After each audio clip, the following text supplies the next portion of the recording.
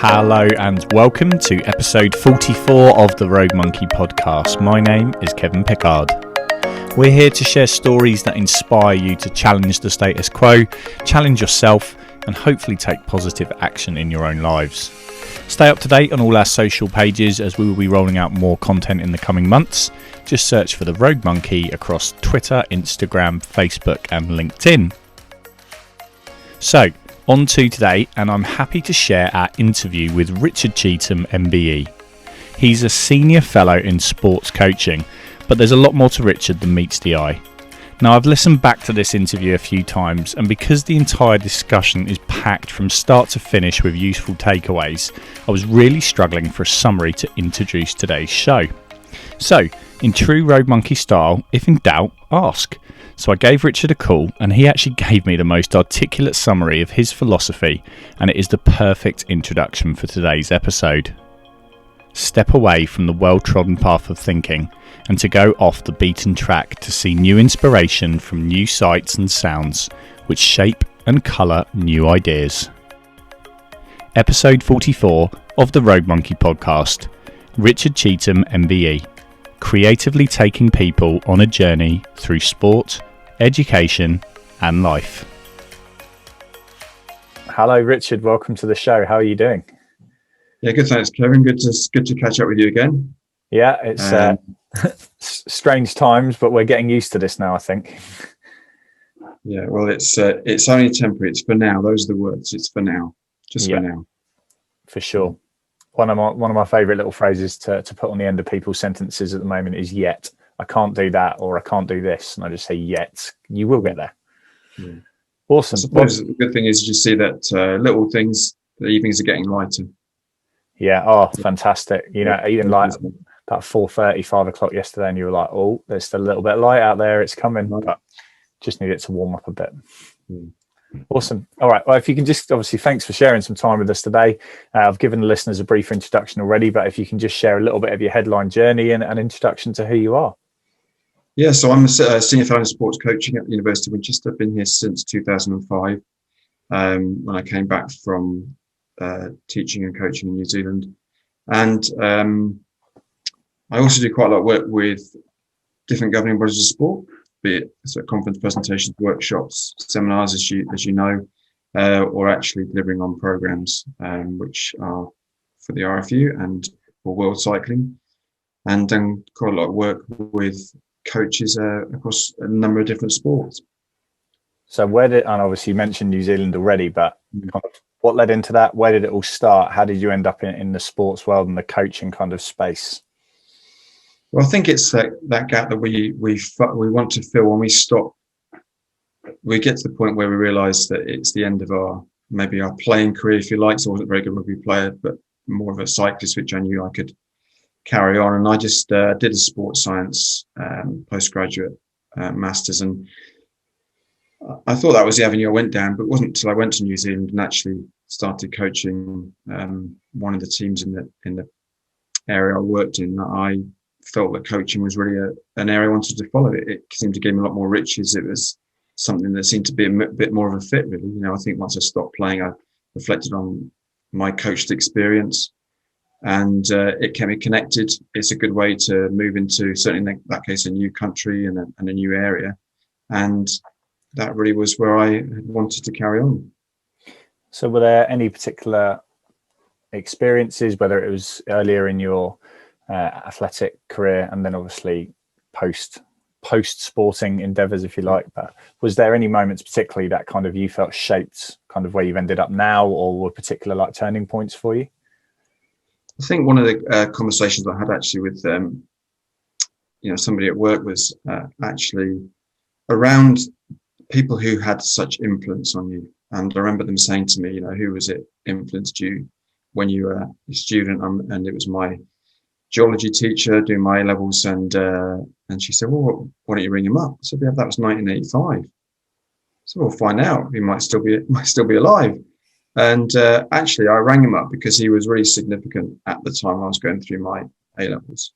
And he was surprised to hear from me, but I just kind of said to him, listen, you were such an influence when I was studying, and now I am supporting people of my age at that time. And it's made me realize, not just then, but such a positive influence you can have on other people. It's a, it's a reward that isn't financial. It's a reward that is, that keeps on giving. And the influence you have on other people is something that you realize that people shaped you in a positive way. And I could name a number of people, in different parts of my life who were in for one day, 1 year, 1 month, who really made that difference. And then you suddenly find yourself in that position where you can do that. And that's what I enjoy. Do you find that, moreover, you become aware of that retrospectively? Perhaps maybe not when you're doing your A-levels, actually, you're going to be kind of sticking a pin in it and going, oh, that conversation or that guidance was huge in terms of where I am now. Because obviously the power of retrospection can actually bring a lot of things out. Yeah, I remember reading in a book on reflective practice about the retrospective coherence, and I don't want to throw this big phrase in there, but it's making the sense when you look back. It makes sense now. I look back, you think, that kind of sense of how people were with me, and then how you are with others. Then, so actually, it does make sense when you look back. Different personality. Obviously, I'm 56 this year. I was 18 then. And all the way through that journey, you realise that you're right when you reflect on it, a difference that others made and a difference that you can make. So where does this creativity come from? Is that something that came across from both, whether it was a sporting journey or friendships or whatever it was? Because reflecting back to, I think it was 2018, maybe 2017, our paths first crossed. And I remember walking into a room and you're showing a video of a young lady sitting on a Swiss ball catching tennis balls because she couldn't get in the water and do, I think it was kayaking or canoeing. And I just remember thinking, how have you got from, probably quite a restricted environment to that? And obviously the level of creativity there. And I've kind of stuck my hat on that kind of going forwards, just because I think a lot of people talk about thinking outside the box, but they look at like 1 degree away from where they are and actually don't necessarily step right outside their comfort zone. So you're kind of my cornerstone when I look at that sort of thing. So where did that all come from? I've been asked this question before, and it's probably one of the greatest reflective questions, because you think, oh, what is it about, that rule breaking that I have found myself in? And I suppose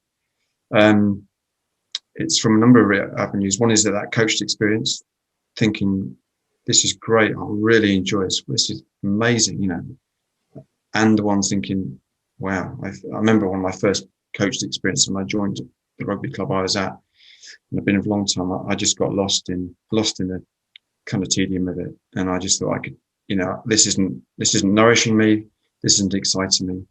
So you kind of perpetuate what excites you, what you want to think, this is what you want to be known for, and then you don't want to ever get people to experience the dullness or whatever you had at the other extreme. And I kind of gave the analogy of, I don't want to be a Starbucks coach. You go around the country, when you go from Starbucks, and there are other coffee shops, just in case it's not a commercial plug, that if you get the same, if you go to Edinburgh Starbucks, you go to Truro Cart Starbucks or wherever. I don't want to be that. I wanted to be a different coffee shop, a different person.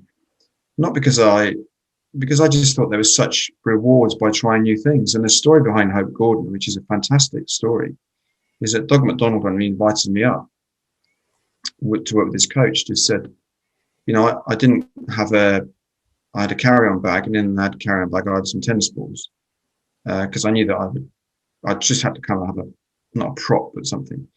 And the story behind Hope, which has gone now to where she's ready for Tokyo 2021. It was her first day in a canoe coming from rowing. She was an amputee, so a right leg amputee, and because she'd lost balance and gone in the water, we had to then take her to a land-based session in the afternoon to try and recover the day. And I said, well, balance is a problem. Let's just get some stuff. Let's start on the floor. Let's look at your reaction time, because balance is, reactive. You need to obviously react and come back to that central point where you want to be. And let's just throw you off balance in a safe environment. And so I started throwing tennis balls at her and spoke to the coach, and I said, what we've got to have here is something that is authentic. It's not just some crazy made up idea. Although it might look like that, it's got to be transferable. It can't be creative for creative's sake. It's got to have some rationale behind it. And so we work with a coach, we work with Hope, and we really fed into what does it look like. And as you can see from that video, a Swiss ball and a Bosu and a tennis ball was an idea we had. And the creativity comes really, I think, from you and I. You know, I went to a conference in Dublin, and the guy said to me, you know, it was a Gaelic football, and he said, you know, why are you here? And I said, I'm here to present. He said, why should I come to your presentation? And I always say this kind of answer to when I'm asked about it. I said, well, because I do the presentations I want to sit in. You know, I think, what would I like to listen to? What would I like to be part of? And that's when I came up with the non-trivial Trivial Pursuit cards. Printed them all off, gave them to the people in the group, and you know, it just made a difference that session.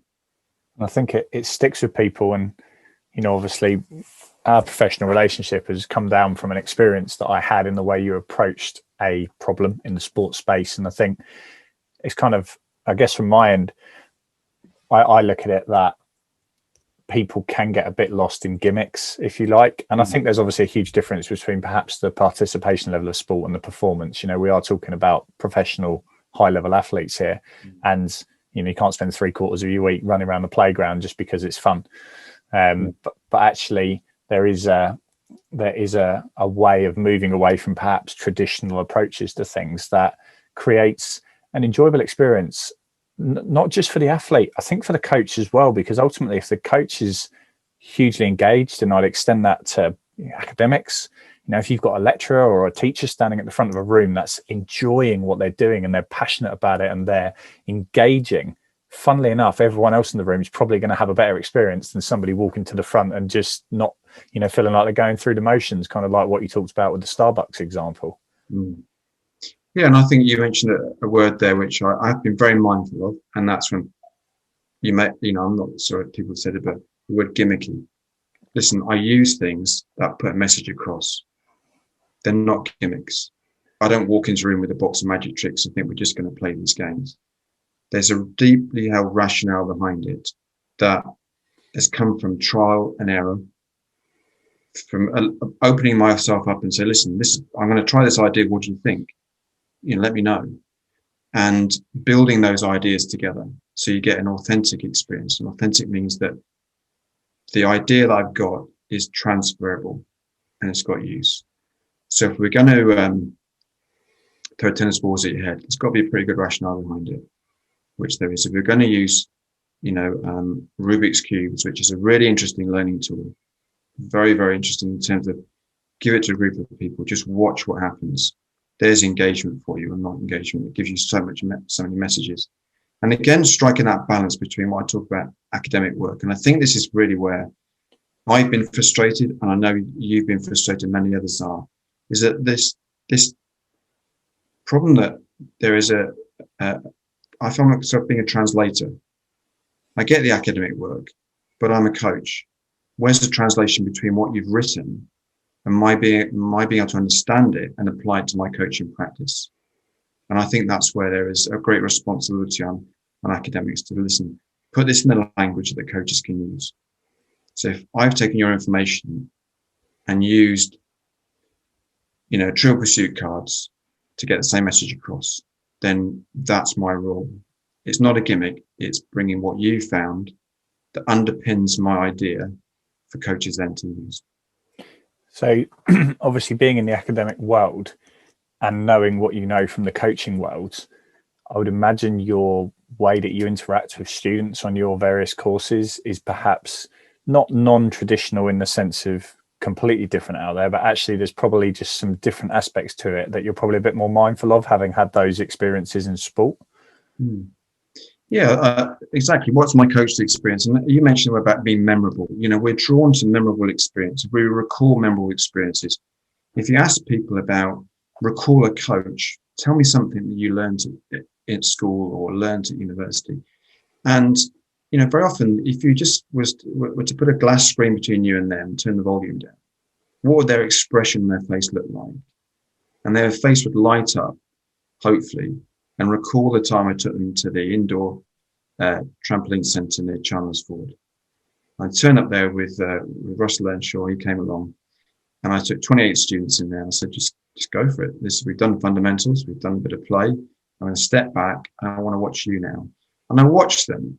Now, it was 2 hours. It was a Monday morning session, which I know is a challenge. Students are, I don't like not Monday morning sessions, 9 o'clock. I said, well, let's make these 9 o'clock sessions unmissable. How can we make them be unmissable, but not lose the content? And do you know what I learned from that session there? Well, 28 students, 11 of those students could do full somersaults. And where have they learned them? In their back garden trampolines with no coach.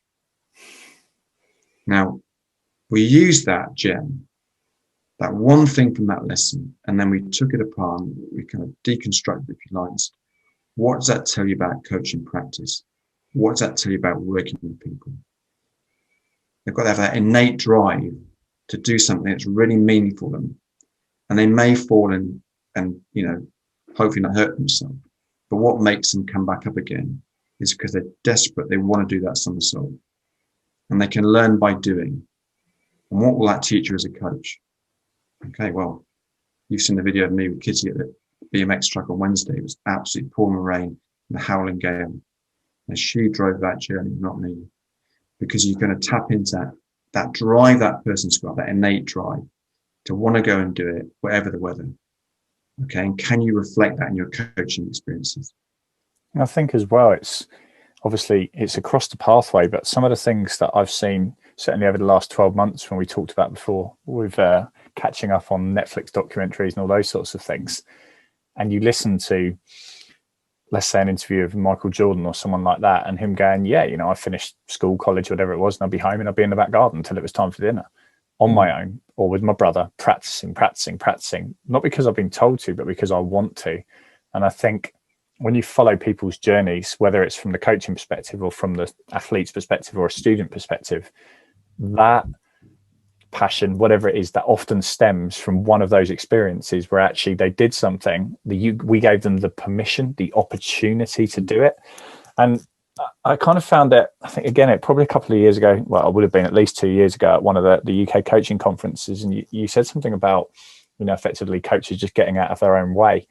And I remember going back on deck literally the next day, and we had a 75-minute session at a talent camp.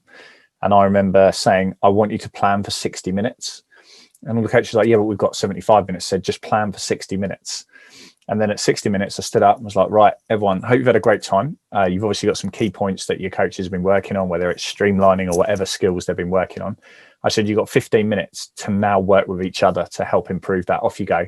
And I was like, coaches, you're not allowed to say anything. Obviously, from a safety point of view, you can. But other than that, get out of the way.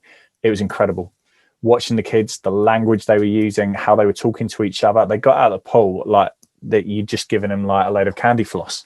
But actually, it was, I think too often we as coaches, teachers, lecturers, whatever it is, we want to plan everything down to the umpteenth detail. And actually, it's okay just to step back and go, tell you what, you've got 20 years experience as an athlete. Why don't you work within your little peer group and create something that's a learning opportunity, but a fun, engaging one that you've set the kind of the narrative for? Yeah, I mean, you see what you've highlighted there is just exactly what that creativity is. It's, I don't own that creativity session. I want people I coach to feel, and that word you mentioned, permission. So my students don't say to me, is it okay if? They say, I'm going to do this. I said, brilliant, try it. As long as it's safe and as long as it's purposeful, just go for it. But you can create that environment. And it doesn't mean I'm a lesser teacher or a lesser coach. What it means is that we create a learning partnership. And what you've done there is that they feed into the shape of those sessions. They feed their ideas. And it's only going to take one of them to come up with some genius thing you never thought of, because that's inevitable, isn't it? They're going to think of something, you see something you haven't seen, embrace it, and not regard it as a threat. And sometimes think that coaches think, oh, well, if I take on board their idea, I'm less of a coach. I feel a little bit threatened of losing control. And actually, what you far from it, you create an environment people can flourish. And I was going to say, you're building more knowledge as well. I mean, obviously it's different from sport to sport, but if I take swimming as an example, I'm a coach looking after a lane of 6 athletes, and they've all swum for at least 10 years, and I've coached for 20.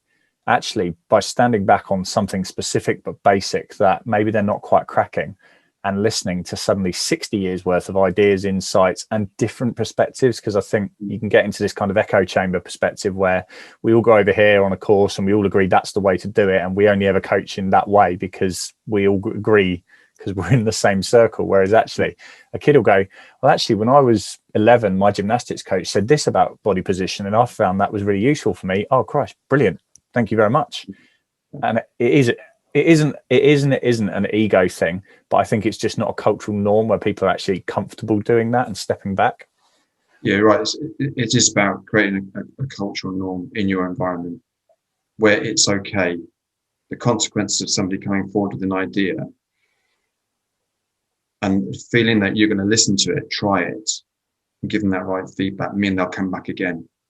Okay, so actually, you're right. It is a cultural norm. You know, what is it when you walk into one environment that's different from somewhere else?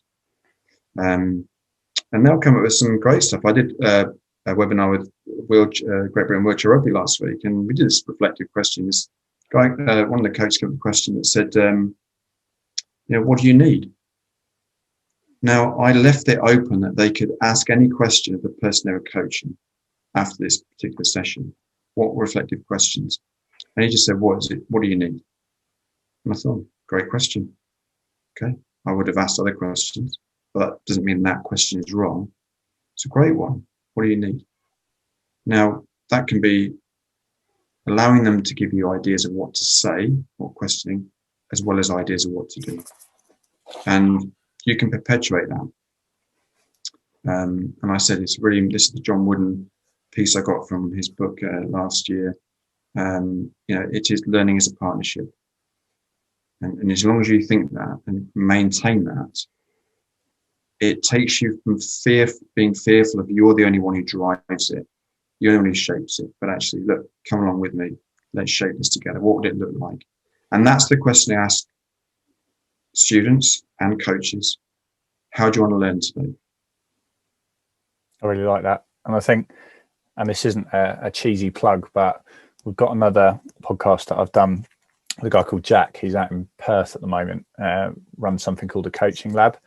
And he does a lot of, I guess you call them kind of like flashcards, for perhaps they're not sport accustomed people. And I've literally got them within hand's width after what you've just said there. And like the kind of things almost similar to your the Trivial Pursuit cards, and they're questions for coaches. What have you recognized from your surroundings that may influence your decision making? Now, obviously, with a younger audience, you might reword that. But the point being, who's your star pick from the team today? But the students or the swimmers or the athletes, whoever it is, they pick it. And it's little things like that that actually, I think, especially in the medium that we're talking now and obviously going forwards, it's timeless. People will come across podcasts, websites, blogs, whatever it is, and they go, I feel like it's really opened my eyes to whatever kind of area your space you're working in. But actually, instead of, there was that conference 20 years ago, when you come across a coach in 5-10 years time, you can actually go click, click, click. There you go. Have a watch back, and then it brings it to life for them, and then they can connect with them on LinkedIn or reach out on Twitter or whatever it is. And the whole dynamic perhaps of some of these ideas spreading is so much more interconnected than it would have been even 10 years ago, when even like Facebook was relatively early in its journey to where it is now, and Twitter and things like that. Whereas now, someone can do something on the other side of the world. The next day we could have them on a Zoom with 100 different sports coaches from around the world sharing that idea. And then that night it's implemented in practice in a club with zero cost. And I hope that will change things positively. And one of the things from that is they'll take it to another level, and they'll come back to you and say, I got your idea, and now we do this. That's brilliant. Okay, so you actually are feeding this idea that goes off in different directions. And the cards you just mentioned from Jack, I think they're really good prompts. I mean, tell me the first question. I'll give an example. What's the one you'd show me about the environment? So what have you recognized from your surroundings that may influence your decision making? Okay, so I did a session before, but it just stands out to me. Went to Lens, that this session with some community coaches and coaches who go into schools. And this woman said to me, "Oh, that doesn't work. That doesn't work for me." And I said, "What do you do?" She said, "Well, I'm in the dining hall that doubles up as an activity hall for that session." So we then came up with this peas and carrots session, which meant that the coach who goes in after lunch to deliver a session with the children has got to move the chairs to the side, and there's probably peas and carrots left over from lunch that need to be scrapped up. So we came up with a peas and carrots session. And just like you said there, bring the children into this environment. What's the environment we've got like? What do we need to be aware of? So actually, environmental changes are physical environment change as well as environmental in terms of the environment you create, in terms of being able to try new things and experiment. So it's a physical environment as well as the one you create. And I love that question, because the children then said, actually, we're going to call these chairs the boundaries, and we're going to work a lot closer together. And we're going to imagine that we're on an island. Brilliant. So you start to get that.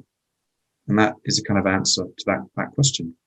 And it's what comes next as well, because, after the last year that we've all had, the general stats out there seem to show a massive jump in the number of entrepreneurial people that are willing to start stuff and try new ideas and do things from home off their own back. And actually, coupled with some of these almost breadcrumbs of ideas, almost like seeds, that actually they'll pick something up that actually could be revolutionary in 3, 4, 5 years time.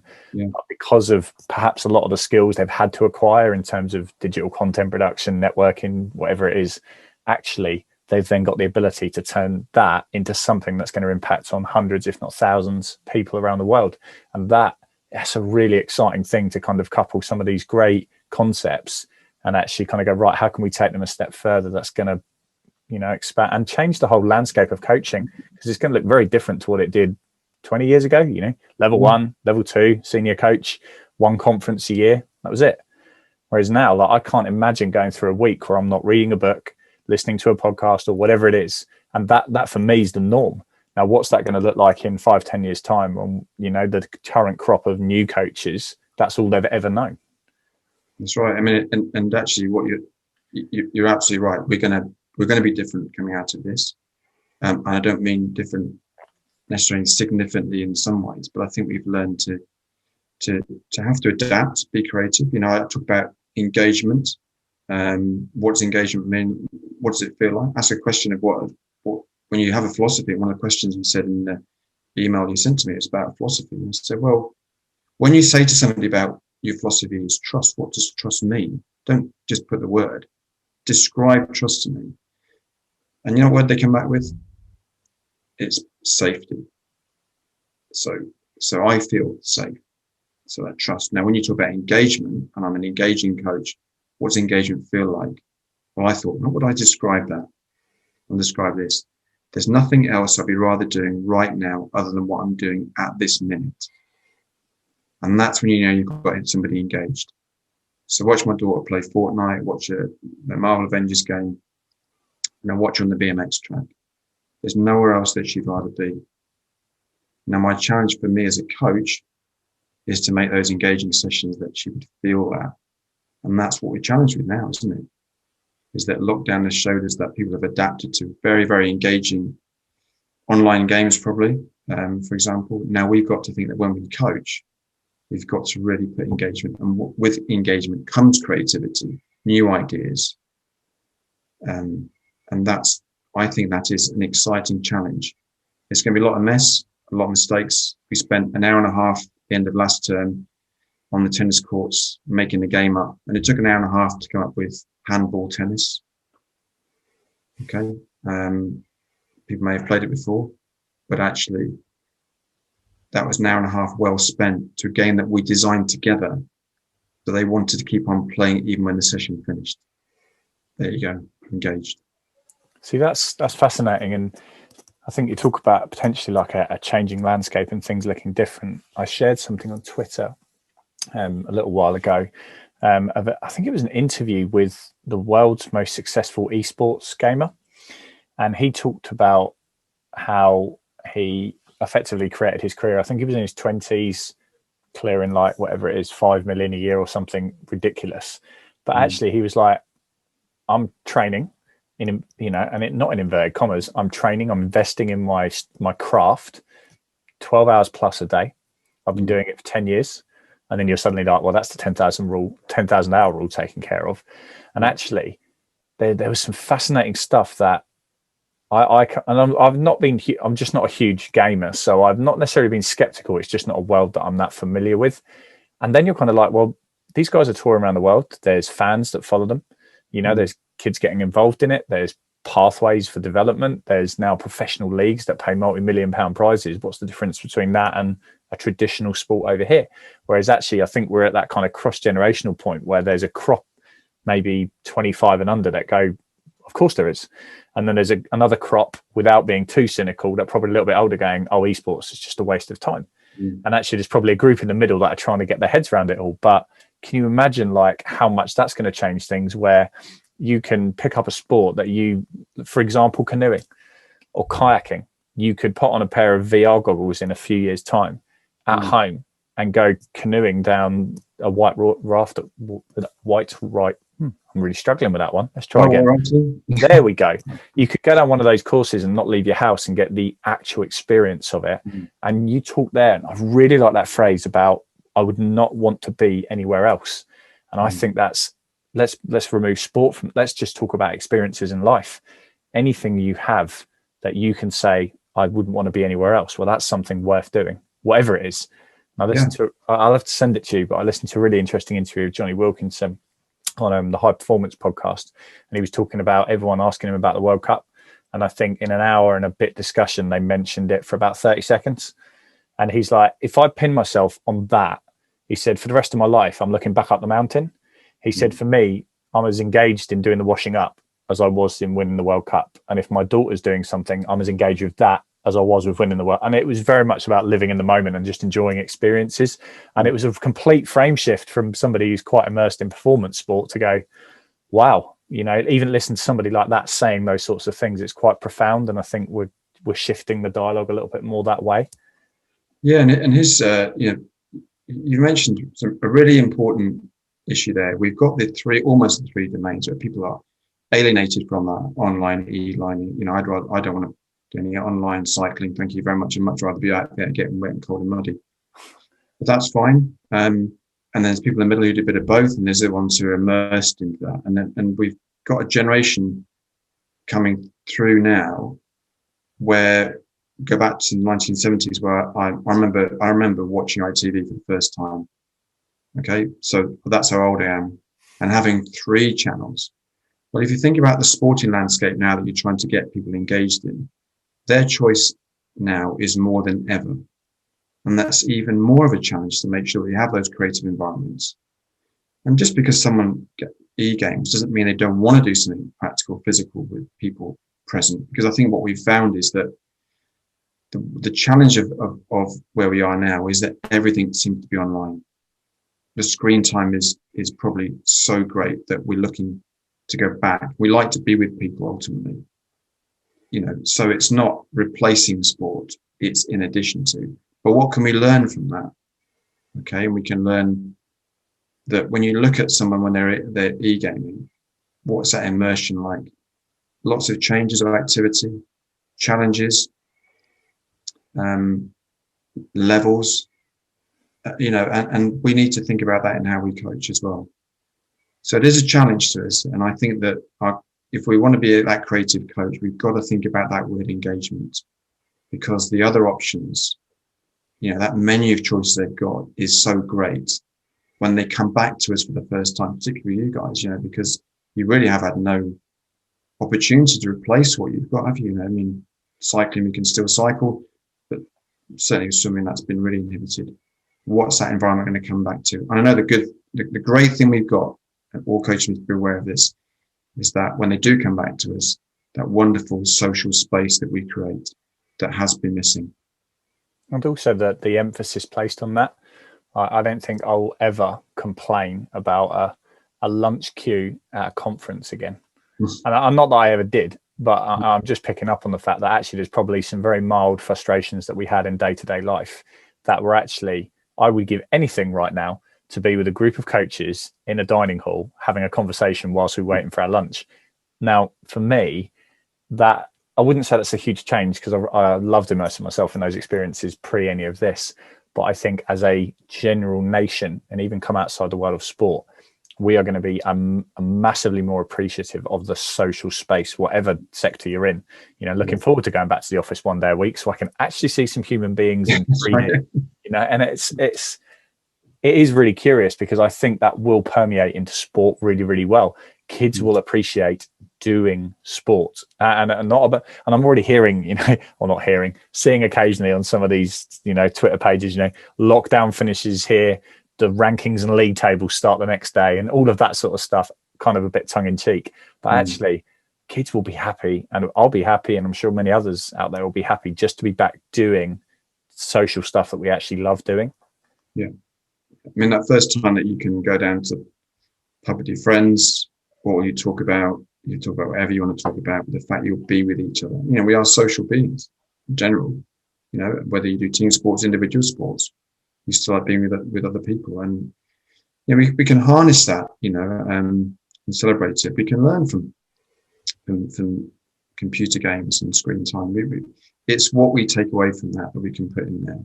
And I would say one of the things is maybe the language from those games, the words they use, the concept of them. I think it's Peter Moore, the old England cricket coach, had spoken about, the way that you can line learning from, stages of different 6 levels in the Xbox game. You put someone level 1, someone level 2, someone level 3. What's going to get you up the levels? And I'm probably making a massive disservice to comparing computer games to sports coaching, but there's things we can learn and take across from there. I think that's, I almost think, especially as most sports are looking to head more down the professional route, it's something businesses have been doing for years. I mean, if you look at something like phones as a prime example, I remember phones, mobile phones like that, and function was it. There was nothing else. Whereas as suddenly 2 companies went phone and phone, suddenly there was a bit more of fashion and function blended and experience. And then suddenly we are where we are now, with we can have it on a watch.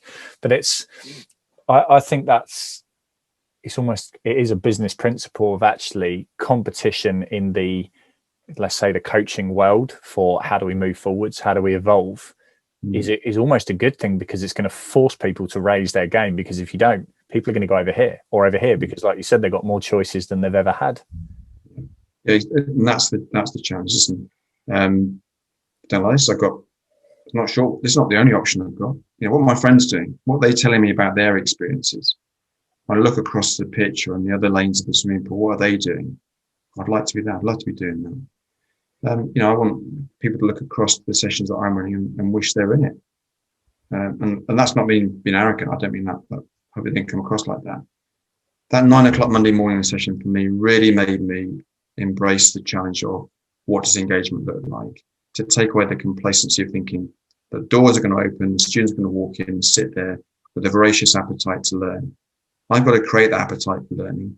You've got to create that appetite in coaching environment, that people come, celebrate it. I remember being, today I popped up to Birmingham City, very kindly some work up there, and watched their academy guys train one night. And I said to Stuart English up there, I said, I couldn't tell you if that was minute 1 or minute 90 with those kids, because they were on it the whole time. I've never seen anything like it. 3v3 games, skill sessions, short games, modified games.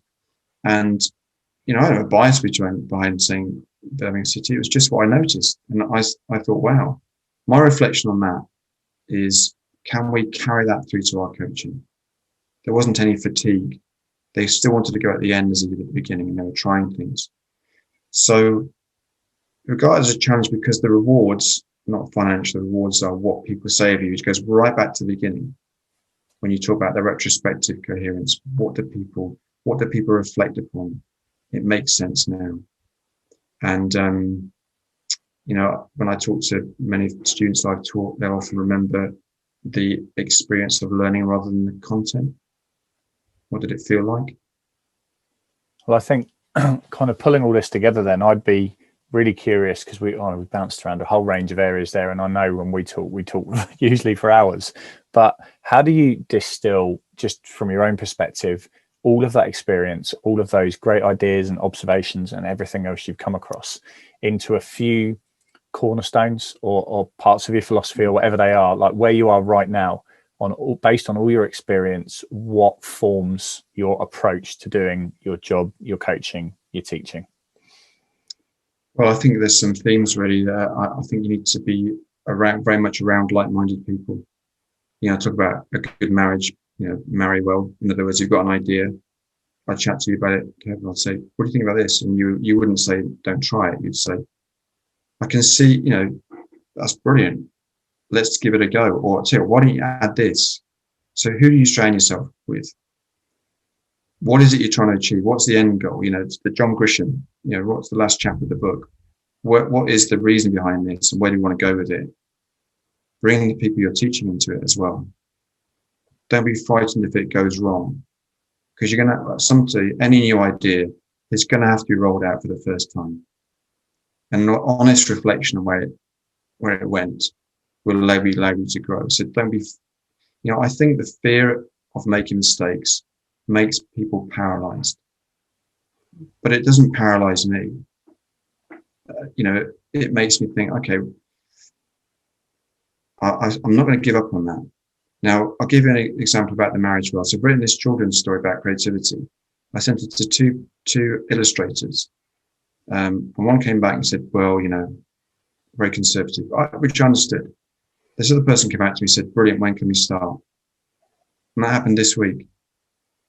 Now, that's the same with life, isn't it? A coach will be a little bit conservative, a bit reluctant, but they'll have some history as to why that. But the one you want to marry one is, look, where can we take this?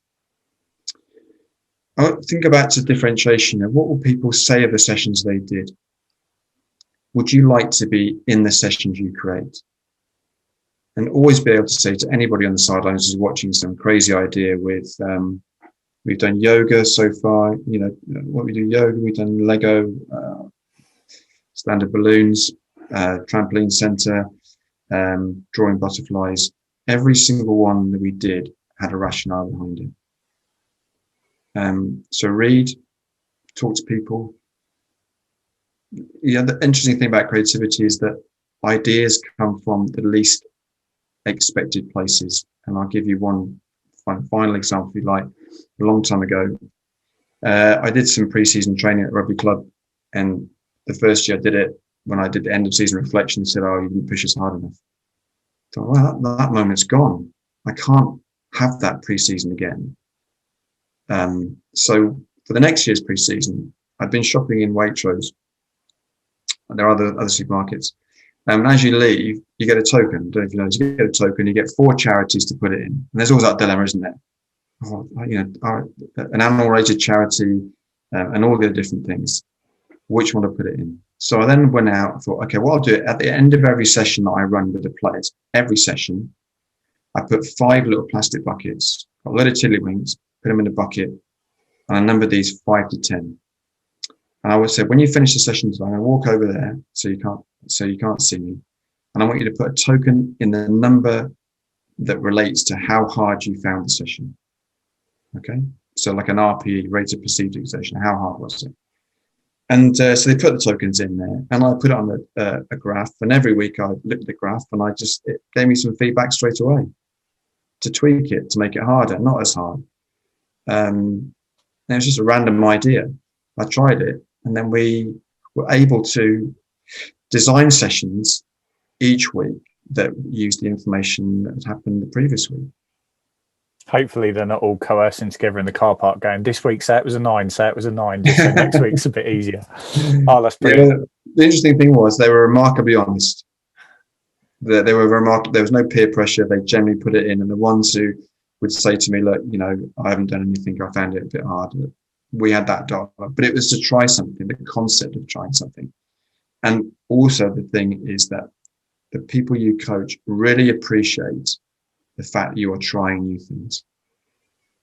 Yeah, and I think that's a really nice way to kind of pull all that together, don't be fearful of trying new stuff. And ultimately, by doing that, you're going to most likely, whether you're on a football pitch, whether you're in a swimming pool, whether you're in a classroom, whether you're at work, by trying new things, there's a good chance the people you're working with or for are going to engage with you a hell of a lot better than if you did the same thing you did last week and the week before that. Exactly, because you just people like, and again, this is not this gimmick. You see, so I've got all these jigsaws in my office, which I've got a whole box of things I can't use at the moment. But the jigsaw activity has been a brilliant one for learning and teamwork. And I won't talk about that now, but you'll get so much from trying things. Yeah. Brilliant. Well, thank you so much for your time today. Looking forward to obviously hearing some of the questions that come in, because we do get quite a lot of interaction on social media, which is great. But yeah, for now, thank you very much for your time. Thank you very much. It's been delightful, Kevin. And like I said, thank you very much. It's been really good to catch up with you today. A huge thank you again to Richard there. We covered so much in such a short space of time, but I go back to that quote from the beginning. Step away from the well-trodden path of thinking and to go off the beaten track to see new inspiration from new sights and sounds which shape and colour new ideas. I don't think it matters what field you work in, whether you're in a sports team, a business team or an educational team. If you support another human being in any way, there was something in that conversation I'm sure to take away. We've included the links to Richard's website, his Twitter, Instagram and LinkedIn, and we would urge you to connect with him, as he really is a true inspiration and shares some amazing thoughts through his various platforms. Looking ahead to next week, and we're heading stateside and speaking to a former athlete turned model turned TV presenter turned author. Stay tuned, as our guest has a bundle of energy and will no doubt give you a boost. Thanks for joining us for another episode of the Rogue Monkey podcast.